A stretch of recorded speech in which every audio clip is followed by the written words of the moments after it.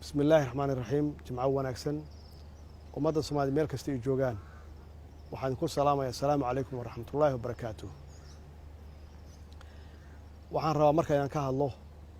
cudurkan adduunka ku faafay ee loo yaqaan coronavirus oo saameeyay dalal badan iyo dad badan waxaan ognahay community-da Soomaaliyeed ama jaaliyadaha Soomaaliyeed dibadaha ku nool qaarkood inuu saameeyay qaar kamid ahna ay dhinteen ku dhinteen cudurkan qaar kamid ahna isbitaalada u yaalaan kuwa dhintay waxaan Ilaahay uga baryaynaa inuu siiyo naxariistiisa jannadiisa eheladoodiina samir iimaan ka siiyo kuwa xanuunsan oo isbitaalada ku jirana waxaan Ilaahay uga baryaynaa inuu si degdeg ah uga kiciyo waxaan ugu maqaala ah ra'iisul wasaarihii hore Mudane Nuur Cadde inuu hadda u xanuunsan yahay isbitaalna u yaalo cudurkan Ilaahay waxaan uga rajaynaynaa ma uga baryaynaa inuu caafimaad degdeg ah siiyo kuwa kale oo Soomaaliya iyaguna xanuunsanna inuu Ilaahay ka kiciyo si dhaqsi ah uga kiciyo cudurkan waxaa la xaqiijiyay inuu Soomaaliya soo gaaray 3 qofna uu ku dhacay waxaan Ilaahay uga rajaynaynaa 3daas qof inuu Ilaahay si degdeg uga kiciyo waxaan aaminsanahay oo aan rabnaa inaan soo dardaaranno ama isfarno ka daba tagiisa waxa ka wanaagsan ka hortagiisa waxa ugu horeeya dadku inay nadaafadda ilaaliyaan oo gacmaha ay dhaqdaan mar walbaba arinta labaad oo looga hortagi karo cudurkan wuxuu yahay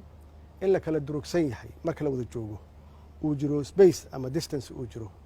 si looga hortago in la isku daarto cudurkan faafa waxyaabaha keena waxa kamid ah marka la isu dhow yahay dadka neeftooda inay isgaarto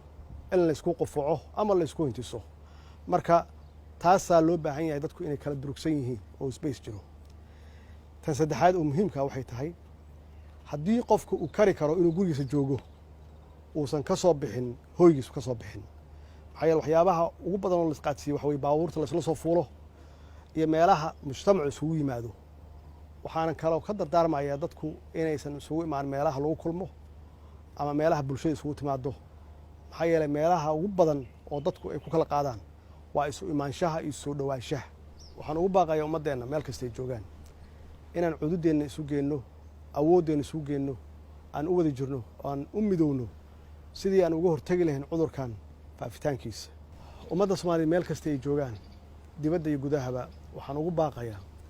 inay raacaan ama u hoggaansamaan awaamiirta caafimaad iyo badqabkooda